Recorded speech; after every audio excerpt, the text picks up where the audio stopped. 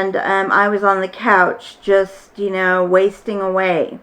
I was skinny, beyond skinny, and didn't take care of myself. Brushed through my hair maybe, got some clothes on, but they were pajama-ish. And I didn't know what to do. I mean, no one could fix it. No one. So we started going to couples therapy. And the first time my counselor saw him drive up, he said, "Is he in the silver truck?" And I said, "Yes." And he said, "Is he short?" And I said, "Yes." And he said, "He looks like typical Napoleon syndrome." And I was like, what? He wore lifts in his shoes so he would be taller. I mean, he went to that extent, kind of like Prince. And I never made fun of it because I felt badly. He was shorter than me. We looked like salt and pepper shakers. I was light, he was dark. And, but that doesn't matter. I'm not racist at all. And anyway, his culture did come in very strongly. Women are supposed to walk 2 steps behind and never, ever question their man's decisions, what he's going to do, what you're going to do. It's always supposed to be yes, sir, yes, yes, yes. And I was born Scandinavian and Italian, so I spoke up. I said no. I did all the wrong things. I walked ahead of him. I was not a typical Hispanic, the ones who are very timid and they just, don't do anything to upset their husband. And I did all the time. So knowing this, is just half the battle. So knowing that we had a cultural difference, that he had a syndrome because of his shortness, that, the verbal abuse and that sort of thing was never going to stop because it was well worked into the fabric of our relationship. And we went to marital counseling, and it came to, a fork in the road, and we didn't agree. I wanted to go this way. He wanted to go that way. So our counselor said, it's probably best that we end, therapy. So, we went home from that. I was crying. He had no reaction. I just went home and went on the couch as usual. Shortly thereafter, he decided that I was so mentally ill, I needed to go into a day program, a lockdown day program, only for a week, but for full 8 hours with people who were much more significantly mentally, issues were mental and much stronger than mine. Like very suicidal, cutters, just not me. And so I felt like I was in the wrong place, but I went with the program. I did the exercises. I participated in all my groups. I ate lunch with these people. And then I tried to get a job again, and no luck.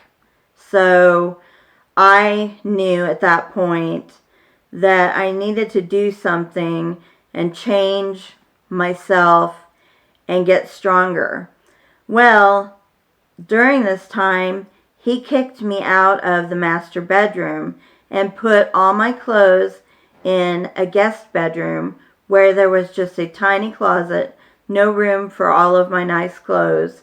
Threw them all on the floor. They were wrinkled, ruined, needed dry cleaning and laundering, and it was the worst situation possible, I thought.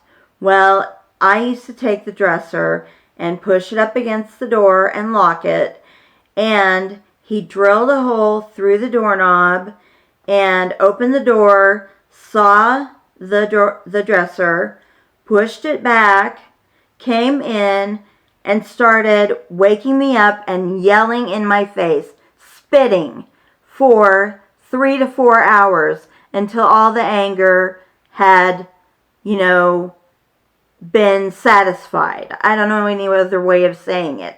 It just went on for hours. And I would get no sleep, and I decided at that time to study to get my certification for pharmacy technician for a new job that I could do and be on my own. So I struck a deal with him. I said, if you let me stay about another 8 months, I will be able to get a certification and get better pay and support myself and get out of here. And he was like, bully for you. Yeah, great. Not really that nice, but And so I thought that was the end of the real yelling at me things. Well, so he would take, and he took the door off of the guest room, put it somewhere I couldn't find, must have thrown it out or something, and put it in his truck, took it to work. I don't know. But I had no door on my bedroom. So he had access to every night. He was drinking and smoking pot. He was a mean-spirited drunk, and he would go after me for hours. And that's when the hitting began. He gave me black eyes.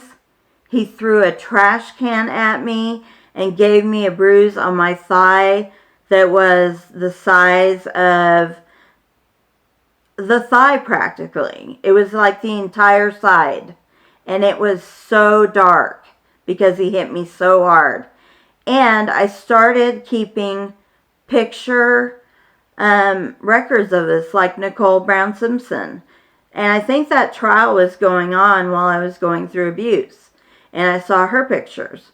So I had really good makeup skills, and I managed to cover up the black eye pretty good, except for 2 of my pharmacists, when I was in training, said, you got a black eye, and I'd say, oh, I fell down and I hit my eye on the corner of a book stand, or some kind of lie.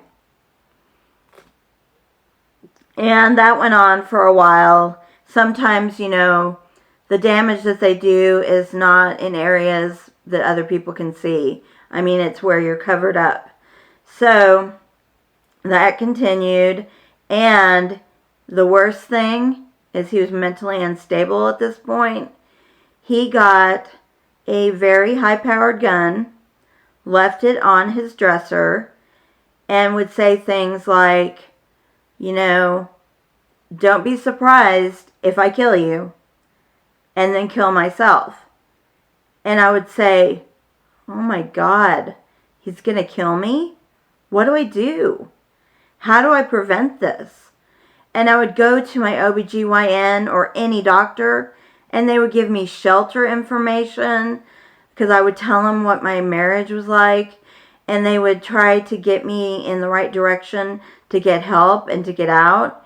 And I would fold it, and I would put it in my purse, and I would be so ashamed, and I would go home, and I would throw it away.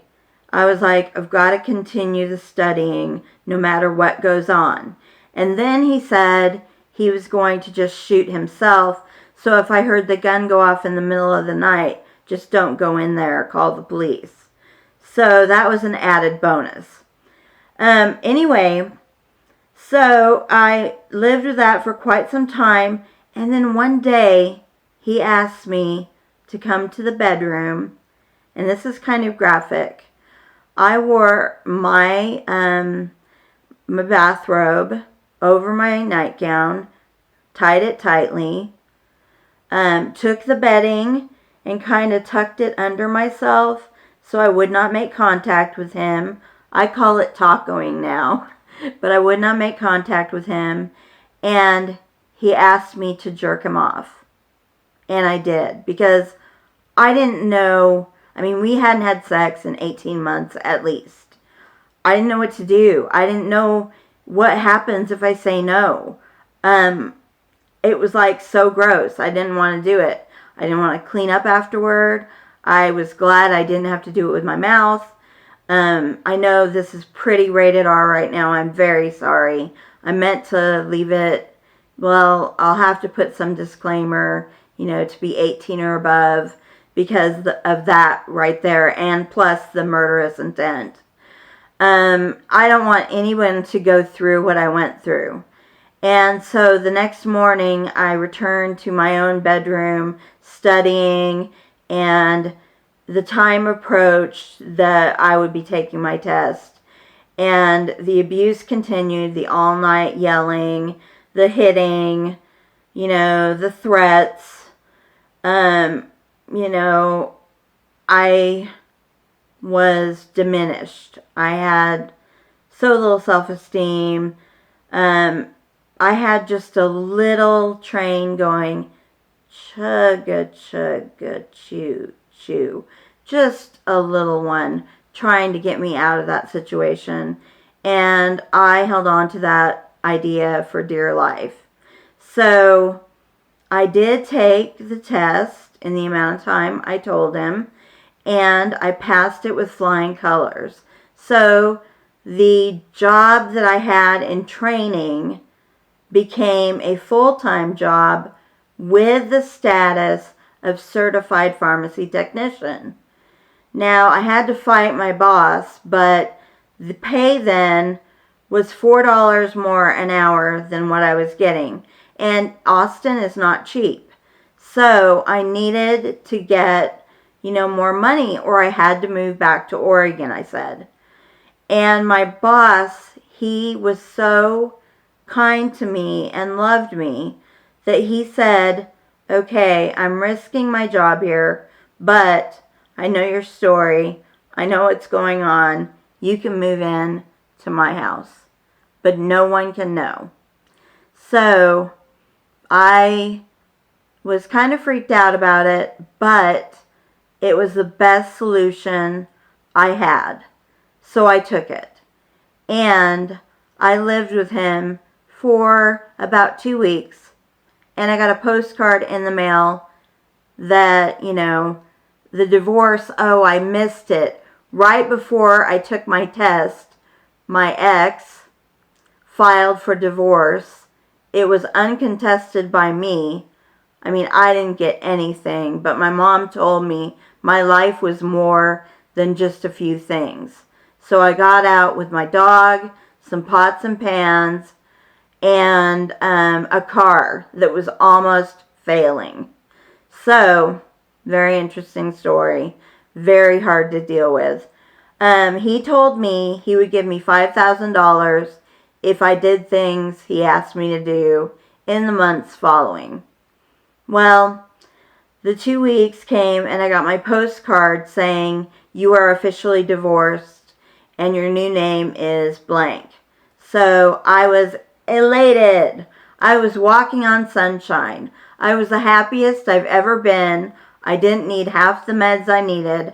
I didn't need to go to all these appointments. I had a steady job. I was excelling at it like I used to in the past. I was in the zone. I was becoming successful. And I was single. Well, I still kind of wanted a guy. I don't know why. I can't go without guys. But I said he has to be nice. And one girl I worked with, she was playing Cupid to many people. And I said, Angie, can you find me a nice guy? And she went to work on it. Like, you wouldn't believe. She was like Cupid. And she found a guy for me. And she said, Tiffany, he's probably not in your most perfect scenario, but he's nice, like you said. I said, F it. If he's nice, I'll go on a date with him. I went on a date with him. He was fabulous. Well, little did I know he was dating about 4 girls. I mean, not being nasty or anything, just dating 4 girls. Casually. And he decided after the second date that he was only going to date me. And, you know, we came out and told each other everything. And he was worried about my baggage. But it's a good ending. I don't know if this really serves with enough, you know, pure examples of abuse. But it's a story of how it intertwines and how it gets you down and how you can find a focus and you can rehabilitate yourself into the person you once were, only stronger. A message that Grunge and Glitter definitely gave. So I'm going to save, you know, the relationship I'm in now for the, as she put, getting better stage. And I hope this is helpful to one of you. If you ever need to talk, if you ever need help, I would be happy to Google things and investigate in your state. I mean, I'm not the most talented with a computer anymore, but I believe in getting out. I do. So if any of you are in this situation, you know, you can tell me. I don't have a private server. I don't know how to do that. I can't do live streams because YouTube took away that that thing for me, because I guess I don't have enough subscribers to use up their bandwidth or whatever. But I'm sure everyone would be supportive, and you don't have to pour out your soul. You know, there's probably a way to get, you know, a little more confidential way of speaking, and we can go through that. But I mean, I could give an email and then, you know, numbers, you know, anything. But I want you to know that you can survive just about anything. And it's just like if you watch talk shows. You watch women and they survive.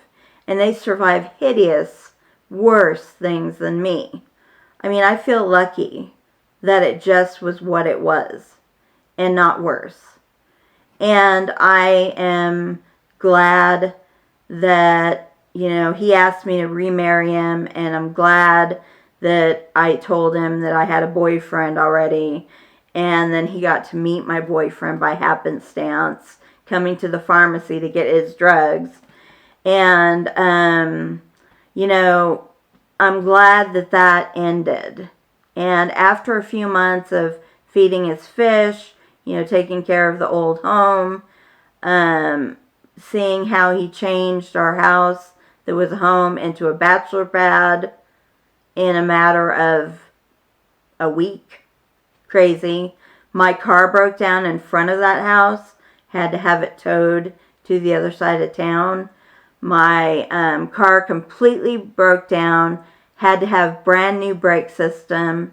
And then the AC went out.